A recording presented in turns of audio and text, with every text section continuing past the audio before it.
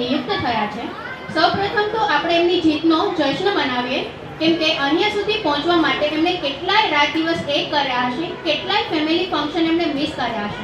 તો એકવાર એમની જીતને જશ્ન થઈ જાય, એકવાર જોરદાર તાળીઓથી એમની જીતને વધાવીએ.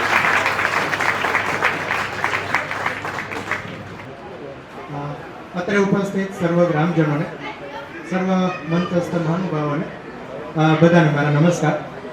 આમ વધારે કંઈ કહેવાનું નથી, પણ શિક્ષક તરીકેની જર્ની આમ તો છેલ્લા 8 વર્ષથી હું નિભાવું છું.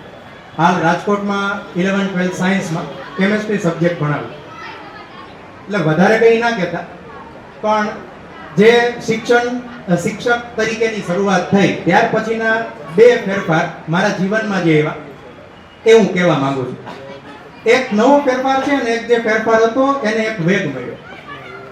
જ્યારથી કોલેજ પૂરી થઈ એના પછીથી નવા પરિસરમાં એન્ટ્રી લઈએ અને થોડું ઘણું લખવાનું ચાલતું, પણ આ શિક્ષક તરીકેની જે શરૂઆત કરીને એના પછી લખવાનું જે ચાલુ કર્યું ને એને વેગ મળ્યો.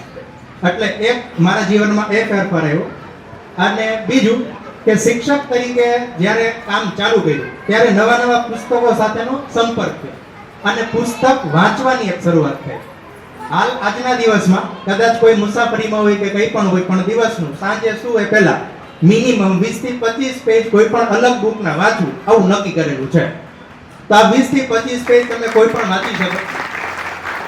હું કહું છું 20 થી 25 નહીં, 2 થી 5 પેજ પણ આપણી બુક સિવાયનું કંઈ વાંચન હશે તો એ વાંચન તમને નવા વિચારો તરફ લઈ જાય. એટલે આ તમે 2-5 પેજ ભેગા કરો ને તો વર્ષની આવી 2 કે 3 બુક થાય ને જેમાં રસ પડી ગયો તો વર્ષની ખાલી 10 કે 15 બુક અલગ તમે વાંચી લીધી. બરાબર, કોઈ પણ વિષયની બુક હોઈ શકે. એટલે અત્યારના જે સ્ટુડન્ટ્સ છે એમને એક ખાતું કહેવાનું કે તમે જે ભણો છો એનું તો વાંચો જ, પણ એની સાથે સાથે અલગ વાંચનનો પણ એક શોખ રાખો. અસ્તુ, જય હિન્દ.